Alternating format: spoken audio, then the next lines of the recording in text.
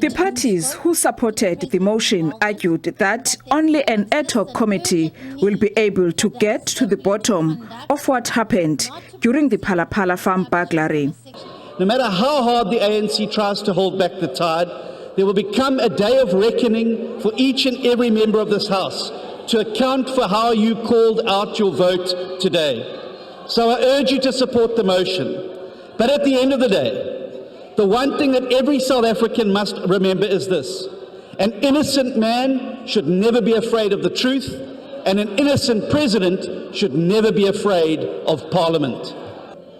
We must establish this ad hoc committee to investigate everything, including the police that were involved in chasing the people who want to take the money in Phala Phala, so that we can get to the bottom of this, because we cannot have a lawless country where the sitting police commissioner is involved in pursuit of criminals in a criminal way.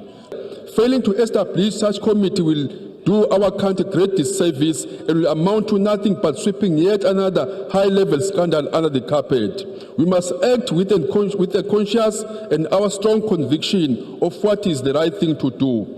And how can Parliament be exemplary in encouraging citizens to abide by the law, yet it refuses to investigate if state institutions broke the law in Phala Phala? 9 months after Phala Phala became public knowledge, the citizens are none the wiser whether wrongdoing occurred or not. The ANC described the motion as opportunistic. The call for establishing an ad hoc committee is not only contaminated by opposition parties' biases, but also fails to comply with the fair due processes, and therefore it should be rejected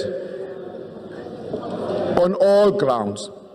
Secondly, and crucially, this draft resolution is an opportunistic one. Some of the opposition parties who voted against the motion include the Good Party, the National Freedom Party, as well as the Al Jamaa. Lula Mamatya, SABC News, Parliament.